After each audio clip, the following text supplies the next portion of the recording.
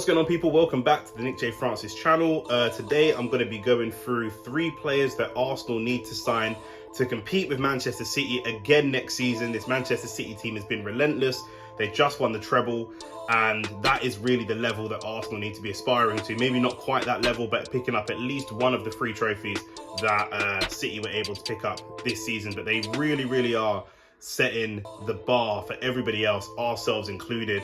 And I'm going to be doing this series of 3 players each team need to sign across the entire Premier League. So if this isn't the team that you're interested in, if there are other teams you support or other teams that you're interested in, please do like, follow, subscribe, and, keep up to date, because like I said, I'm going to be doing 3 teams from every single Premier League side that they need to sign this season.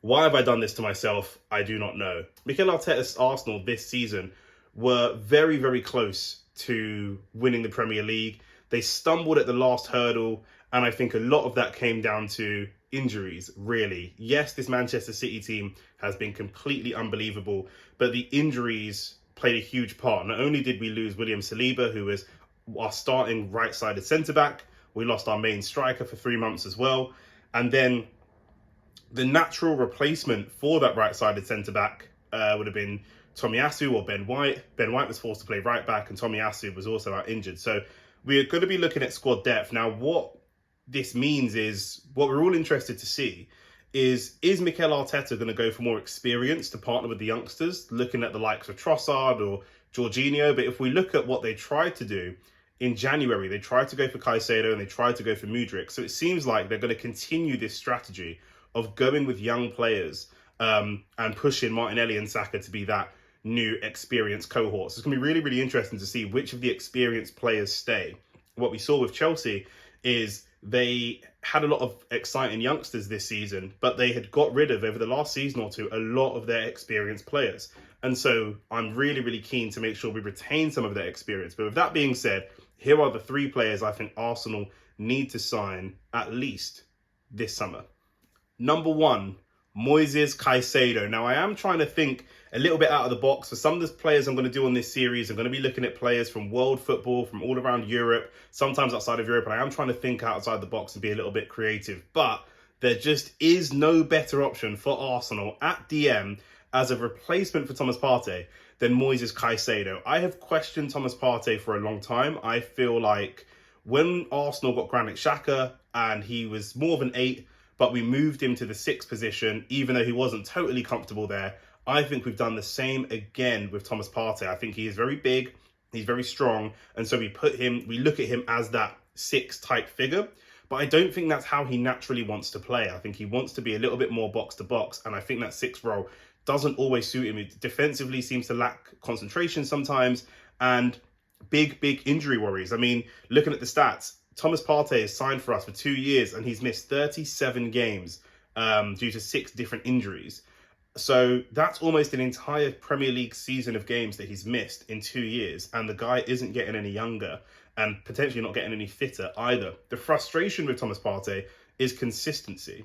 His highs are very high, but his lows are very low. He has the widest, in my opinion, the widest disparity between performances week to week, and what we need is some stability in that position. We look at Gabriel, very consistent.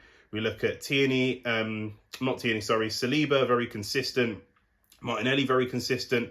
And then all these players may have off games, but you, broadly speaking, know what you're going to get. Thomas Partey is the only one in that starting 11 where we just don't know which Partey is going to turn up. So for me, the natural cover is going to be Moises Caicedo.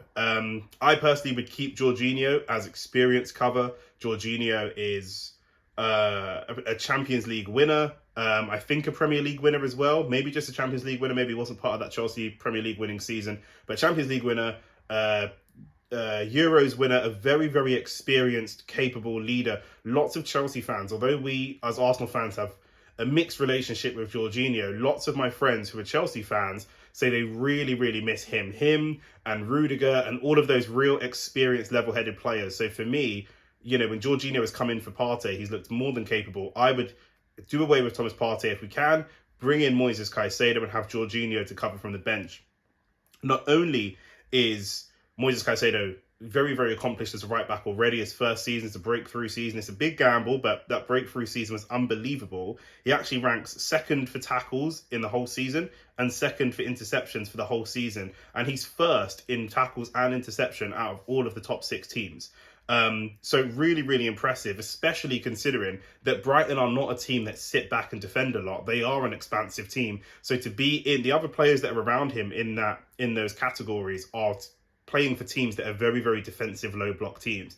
He isn't. He is an attacking player, or sorry, he is in an attacking team, but is still so defensively sound. And that's why, for no price, were Brighton letting him go in January. Brighton are a selling club. They know that they're going to have to sell these players. And they said there's no way they're selling him because they're just not going to have it. It's impossible. They had to keep him. So we could be looking at 70, 80, 90 million pounds, but I think it's going to be worth it. The only downside is, that experience. He isn't an experienced person. He isn't an experienced player. So him and Jorginho, we need to keep Jorginho there as that experienced person. But bringing someone like that in who is dependable, can cover at right back, and if we had that right back cover in, he looks like a natural right back when he plays there, and if we had that cover in January, we could have pushed Ben White to centre back, and then we would have been much more stable.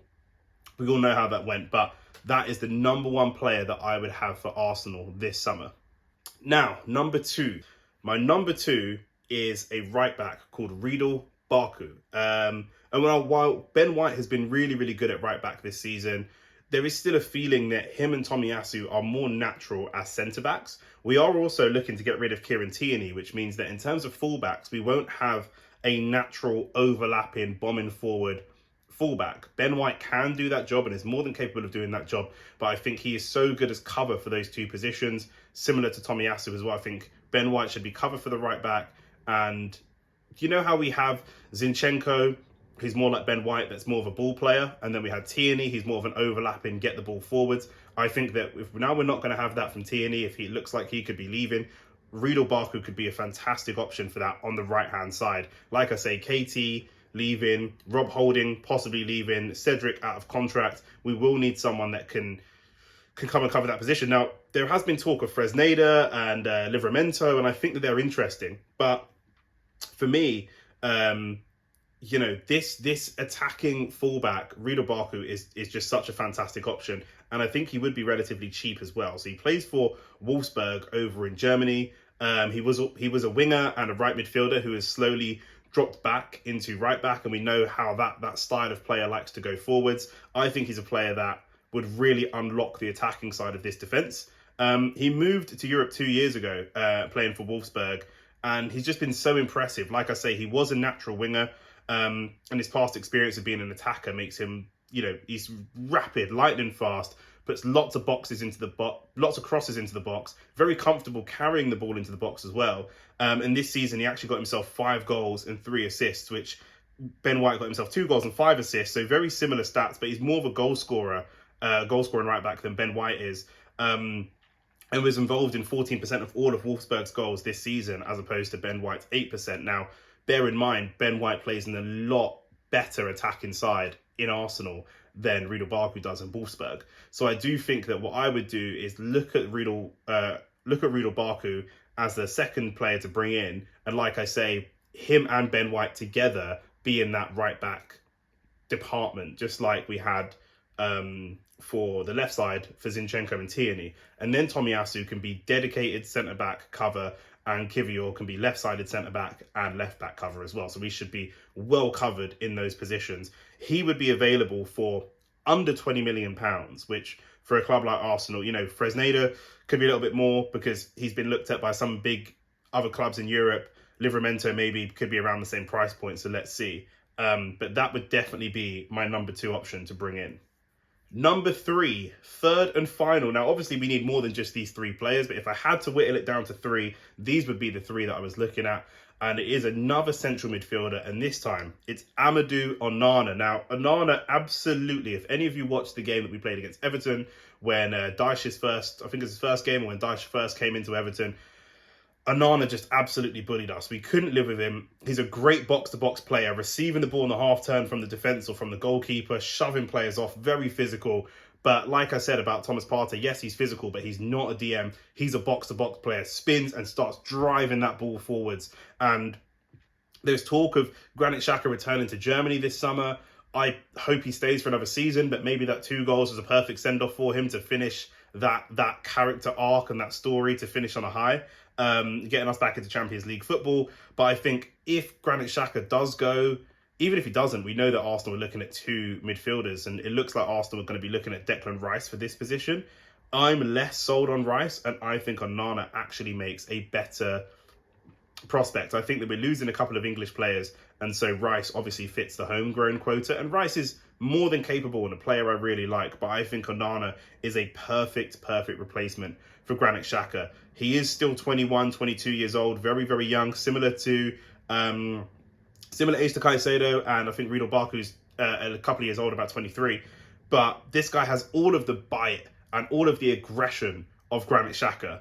But he's faster, he's bigger, he's stronger, he has all of the physical advantages, and he's 10 years younger. He doesn't really score that many goals, but neither did Granit Xhaka until this season, the season before that.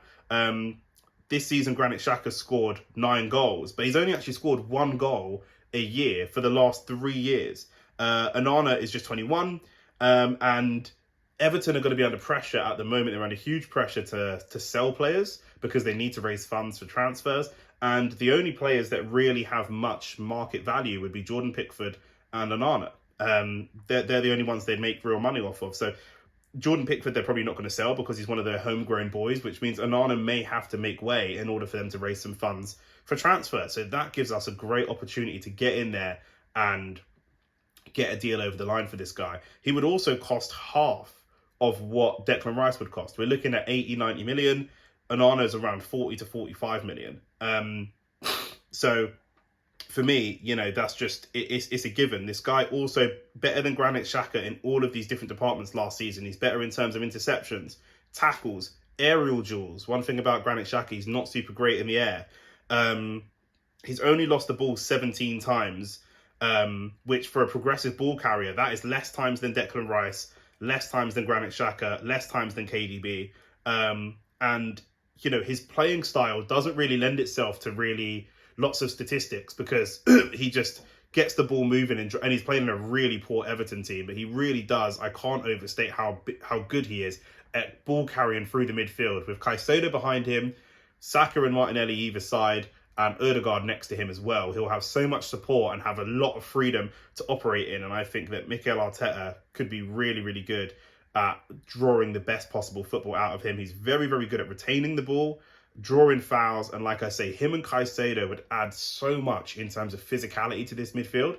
When we're looking at City and we're looking at teams that are above us, they are not just great footballers, but they are all incredible athletes. And what we have at the moment is really, really good footballers, but we do need a little bit more athleticism, which is why I'm a little bit worried about Kieran Tierney leaving, but that's that. So all 3 of these players would cost 150 million, which I think is well within the budget of Arsenal. So that's it for me. Those are the 3 players that I would have Arsenal sign as key priority players this season. Let me know what you guys think. Do you think Rice over Onana as an 8? Do you see Rice as a 6? Rice and Caicedo, both 6s? I'm interested to see what you think on that. But let me know any other players that you think could fill these positions, or is there a position that I'm missing? We know Arsenal also need a striker, but the club is saying that that maybe isn't a priority this summer. That maybe we can muddle through with what we've got. Maybe Martinelli goes central, Trossard goes wide, who knows? But these are the 3 that I think personally take us to the next level and can really get us competing with Man City. And I was going to say the teams above us. There are no teams above us. It's just Man City. So let me know what you think. And like I said, like, subscribe, follow, because I've got to be doing this for every single club. The transfer window is open now. Let me know who you want to see next.